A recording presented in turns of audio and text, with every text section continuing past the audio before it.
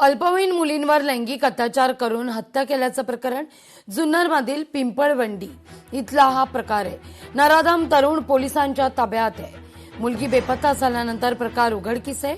आरोपीला कठोरात कठोर शिक्षा देण्याची ग्रामस्थांची मागणी आहे।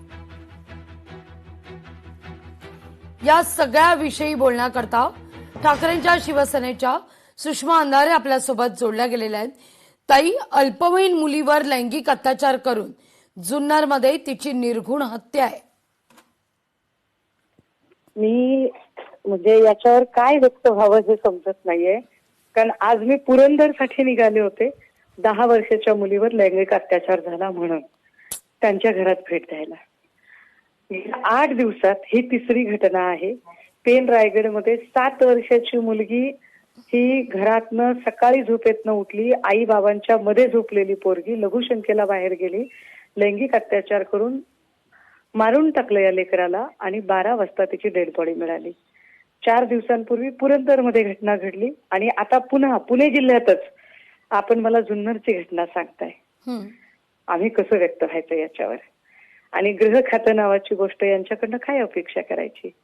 जे एखाद्या राज्याच्या उपमुख्यमंत्र्यांना सुरक्षा देऊ शकत नाहीत ते त्यांच्या लेखी 10-10, 12-12 वर्षाची लेकरं म्हणजे काय? आणि यावर व्यक्त होणारी माणसं पुन्हा दिमागी नक्षली म्हणून थप्पा मारायला ते तयार आहेत।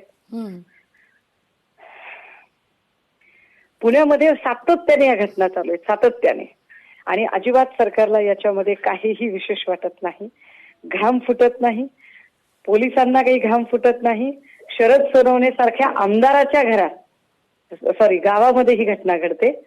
आमदाराच्या गावात जिथे 4-5 नगरसेवक, जिथे राजकीय पुढाऱ्यांचा राबता आहे, अशा ठिकाणी ही घटना घडते। ही किती सरकारसाठी नामुष्कीची गोष्ट आहे।